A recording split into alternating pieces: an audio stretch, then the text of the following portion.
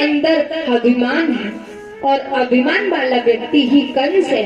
हमारे अंदर अभिमान है, हम कंस हैं। हमारे और तुम्हारे अंदर अभिमान हो तो वो जीव कंस है। और उस दो पत्नियां हैं, हस्ती और प्राप्ति, अस्थि और प्राप्ति। कंस रूपी अभिमान की पत्नी है अस्थि और प्राप्ति। अस्थि का अर्थ है, प्राप्ति का अर्थ होगा। तो अभिमान किसी को ना करना चाहिए। प्राप्ति दोनों ने जाकर जरासंध से शिकायत कर दी और जरासंध ने 23 अक्षौहिणी सेना लेकर मथुरा पर भ्रमण कर दिया। अब वर्णन आता है 23 अक्षौहिणी सेना का। भागवत के अंदर 18,000 मंत्र हैं और महाभारत में 1 लाख मंत्र।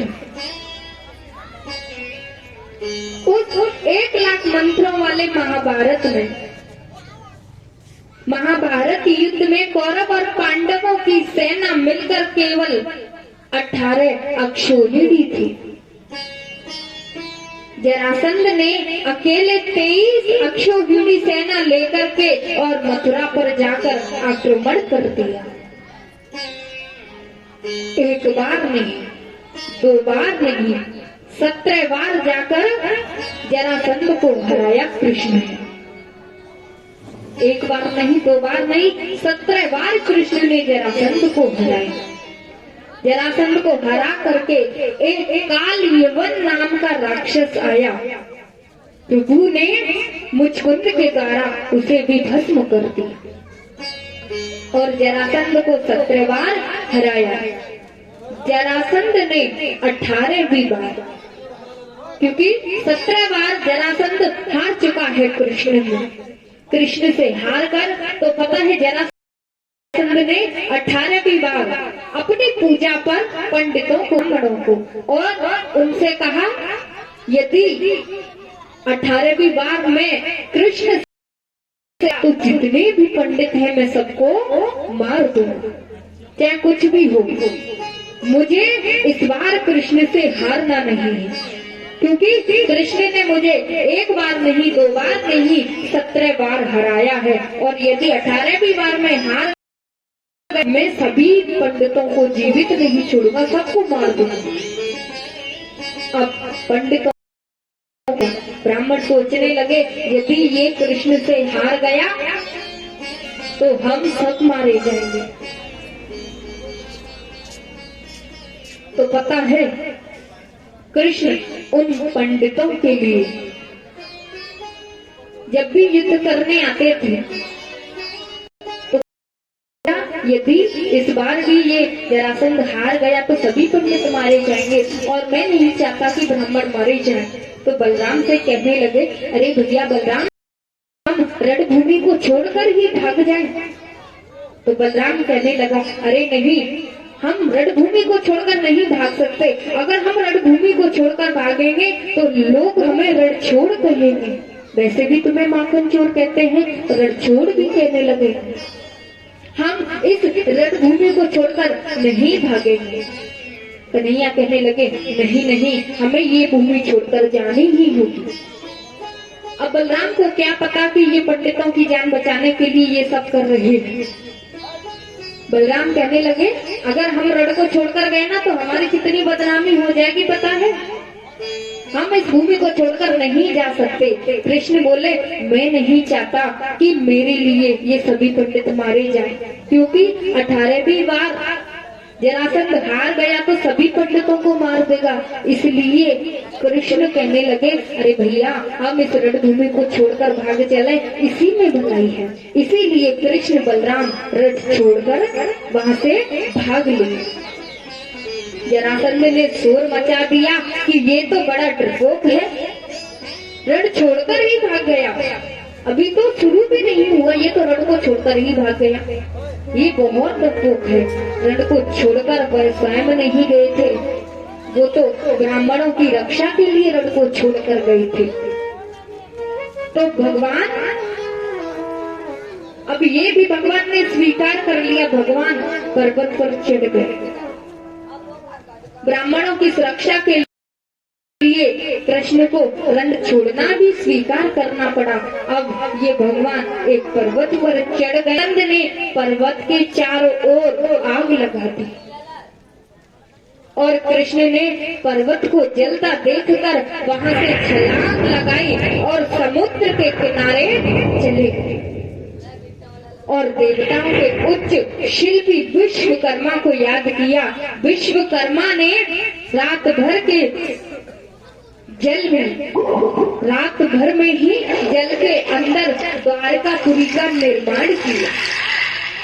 एक सुंदर द्वारकापुरी बनाई।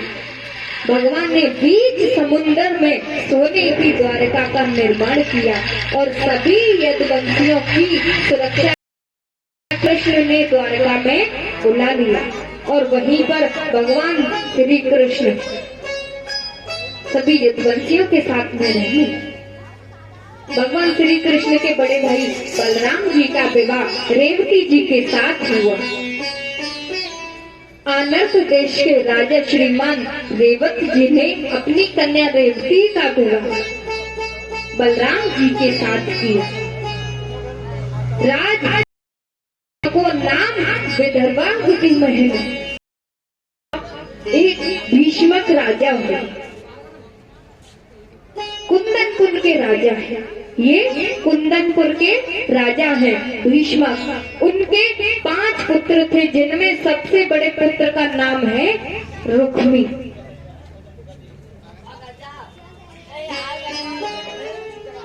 सबसे बड़े पुत्र हैं विदर्भ देश के राजा भीष्मक, जिनके 5 पुत्र हैं रुक्मी, रुक्मभाव, रुक्मकेश और रुक्ममाल्य। ये 5 पुत्र हैं। एक पुत्री थी रुक्मणी। रुक्मणी जी लक्ष्मी है और लक्ष्मी किसी के गर्भ में वास नहीं करती। रुक्मणी जी ही स्वयं लक्ष्मी है और लक्ष्मी किसी के गर्भ में वास नहीं करती। और लक्ष्मी प्रकट हुई समुद्र से, वो ही लक्ष्मी जानकी बनी तो प्रकट हुई पृथ्वी से। समुद्र से वो ही लक्ष्मी समुद्र से हुई और वो ही लक्ष्मी जानकी बनी तो समुद्र से प्रकट हुई, पृथ्वी से हुई। और वही जानकी रुक्मणी बन करके अब प्रकट हुई कमल के फूल से। और भीष्मक ने उस कन्या को ला करके रानी को सौंप दिया। तो महारानी ने उनका पालन पोषण किया, उन्हें पढ़ाया लिखाया। तो वो रुक्मणी अब विवाह के योग्य हो गई। तो उनके भाई है ना कौन, रुक्मी। रुक्मी ने सोचा कि मैं अपनी इकलौती बहन की शादी किसी अच्छे राजकुमार से करूंगा। बोले जो मेरा मित्र है ना शिशुपाल, मैं उसी के साथ में अपनी बहन रुक्मणी का विवाह करूंगा। लेकिन रुक्मणी नहीं चाहती थी कि मेरा विवाह शिशुपाल के साथ हो। ये केवल कृष्ण से विवाह करना चाहती थी। इन्होंने कृष्ण का मनन किया और वहां अपनी सहेलियों से विचार करने लगी, मेरा विवाह होगा तो कृष्ण के साथ होगा, नहीं होगा। उधर में रुक्मी कहते थे मेरी इकलौती बहन की शादी होगी तो केवल शिशुपाल के साथ होगी, अन्यथा किसी के साथ नहीं होगी। क्योंकि विवाह करने का निर्णय तो माता पिता का होता है, लेकिन कहते हैं ना जब बच्चे ज्यादा बड़े हो जाते हैं तो माता पिता की ज्यादा नहीं चल पाते। ऐसा ही हाल रुक्मी ने किया। अब रुक्मी जिद करने लगे तो शिशुपाल के साथ सगाई करते। लेकिन रुक्मणी कहती थी मैं विवाह करूंगी तो केवल कृष्ण के साथ, अन्यथा किसी के साथ नहीं करूंगी। इधर में रुक्मी कहने लगे विवाह होगा तो केवल शिशुपाल के साथ, अन्यथा किसी के साथ नहीं होगा। तो रुक्मणी जी ने एक पत्र लिखा और उस पत्र में लिखा, वह पत्र उसके कुल गुरु ब्राह्मण थे ना, उनको जाकर दिया और उस पत्र में लिखा था कि हे कृष्ण, और पत्र में लिख रही है, क्या बता रही है? बोली वृंदावन हरि लाल की और मेरे मोहन तुम जल्दी से आओ, अपनी दुख मेरी लाज बचाओ, अपनी दुख मेरी लाज बचाओ, मेरे मोहन तुम जल्दी से आओ, मेरे खाना तुम जल्दी से आओ, मेरे दुख मेरी लाज बचाओ, मेरे दुख मेरी लाज बचाओ।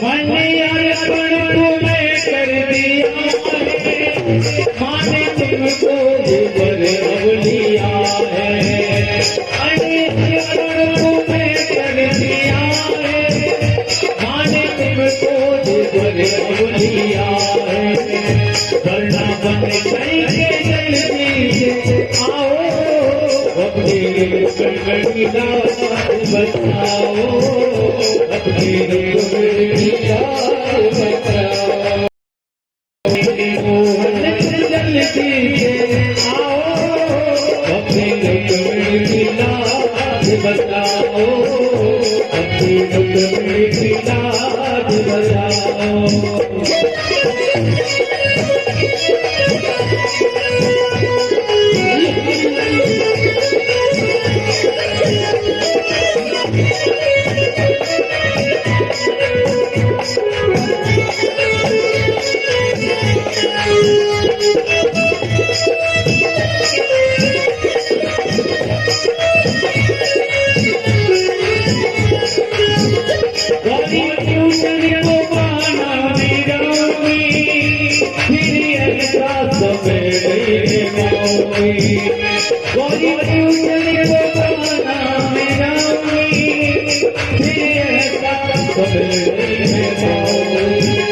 अपनी दुख को रत में ले जाओ, अपनी दुख मेरी लाज बचाओ, अपनी दुख मेरी लाज बचाओ, मेरी लाज जल्दी आओ, अपनी दुख मेरी लाज बचाओ, अपनी दुख मेरी लाज बचाओ, मेरे मेरी लाज बचाओ, मेरी गाना तुम जल्दी से आओ, अपनी मेरी लाज बचाओ, अपनी लाज बचाओ, अपनी मेरी लाज बचाओ। बोले वृंदावन हरि लाल की जय, जय जय हीरा। रुक्मणी जी ने अपने कुल गुरु को बुलाया और उन्हें पत्र में लिखा कि हे गोपाल, मैंने केवल आपकी श्रुतवा, नवदा भक्ति में पहली भक्ति है श्रुतवा, इसलिए रुक्मणी जी ने लिखा गोपाल, मैंने केवल आपके लीलाओं को, आपके गुणों को सुना है। मेरे पिता भीष्मक, मैं उनकी पुत्री रुक्मणी ये लिखती हुई, मैं विवाह करूंगी तो केवल आपसे करूंगी, अन्यथा किसी से नहीं करूंगी। मेरे भाई रुक्मी ने मेरी सगाई शिशुपाल के साथ कर दी है, और यदि आप मुझसे विवाह करने नहीं आए तो मैं अपने प्राणों को त्याग दूंगी। आप मुझे, जब मैं कात्यायनी देवी के पूजन के लिए आऊं तो आप मुझे वही मंदिर में मिल जाना और वहीं से मुझे ले जाना।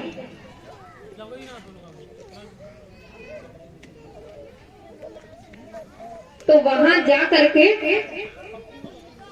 कुल गुरु के पास पत्र भेजा और कुल गुरु से कहा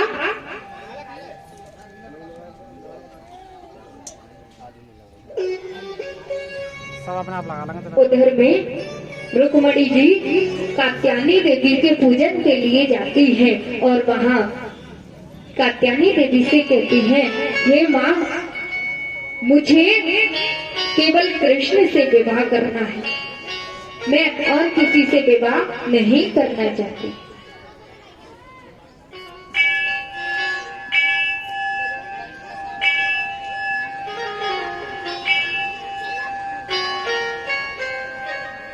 तो इधर में कात्यायनी देवी के पूजन के लिए आती हैं और वो पत्र लेकर कुलगुरु जी कृष्ण के पास पहुंच जाते हैं।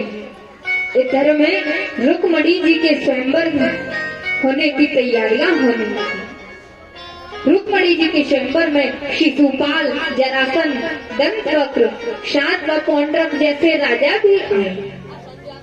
कृष्ण भी कुंडलपुर के राजा हैं, वहाँ वो भी आए। भीष्मक तो चाहते थे कि मेरी पुत्री का विवाह श्री कृष्ण के साथ हो, लेकिन रुक्मी नहीं चाहते थे कि मेरी बहन का विवाह कृष्ण के साथ हो। और रुक्मणी जी कहती थी, यदि विवाह होगा तो कृष्ण के साथ होगा। वहाँ जाकर के उन्होंने पत्र दिया और पत्र जाकर के जैसे ही कृष्ण को मिला तो कृष्ण कहने लगे, पंडित जी आप ही पढ़कर सुनाइए ना, इसमें क्या लिखा है। तो पत्र में लिखा था, यदि रुक्मणी जी विवाह करेंगी तो आपसे ही करेंगे, अन्यथा किसी से नहीं करेंगे। ये कात्यायनी देवी के पूजन के लिए मंदिर में आए, वहाँ मिल जाना और ये आपको वहीं मिलेगी। आज रुक्मणी जी का स्वयंवर है और यदि आप उनसे विवाह करने नहीं पहुँचे तो वो अपने प्राणों को त्याग देंगे। तो इधर में रुक्मणी जी देवी के मंदिर में पहुंच जाती हैं और कहने लगी, हे कात्यायनी माता, बस मुझे केवल एक ही वरदान दो कि कृष्ण ही मुझे पति रूप में मिले। रुक्मणी जी उधर में अपनी सखियों के साथ में पहुंच जाती हैं और अपनी सखियों से कहने लगी, अब जो कुछ भी होगा मेरा यहीं पर होगा, मेरा विवाह होगा तो यही होगा, क्योंकि मैं शिशुपाल से शादी नहीं कर सकती। मैंने तो केवल अपने कृष्ण की लीलाओं को सुना है, मुझे कृष्ण की लीला बहुत अच्छी लगती है। मैं विवाह करूंगी तो केवल कृष्ण से ही करूंगी। तो कृष्ण से विवाह करने की बात अपनी सखियों से कहने लगी और कहने लगी, अरे सखियों, मेहंदी की रस्म में वो भी यही होगी, अब मैं घर वापस लौट कर नहीं जाऊंगी, चाहे कुछ भी हो जाए। और आज मेहंदी की रस्म में किस तरीके से सखियां गा रही हैं, ओ सखिया मुझे मेहंदी लगा दो,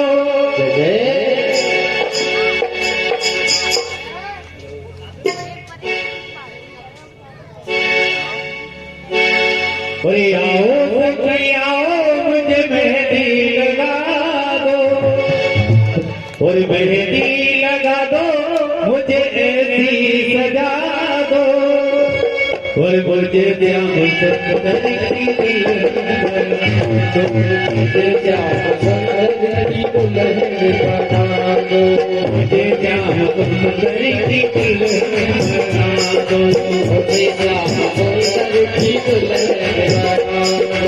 आओ सखिया मुझे मेहंदी लगा दो, आओ सखिया सखी मेहंदी लगा दो, मेहंदी लगा दो मुझे, मेहंदी लगा दो मुझे ऐसी सजा दो, मुझे श्याम सुंदरी बना दो, मुझे श्याम सुंदरी दुल्हन बना दो।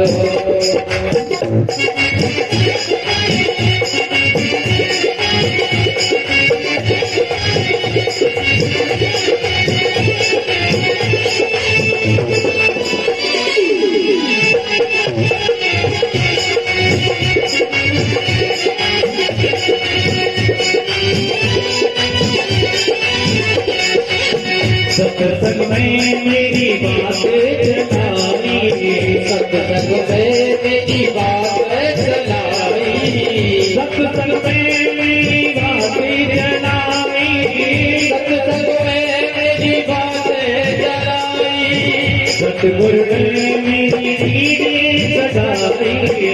फूल ने मेरी पीली रे सगाई फूल भोला के हाथ में बात करा दो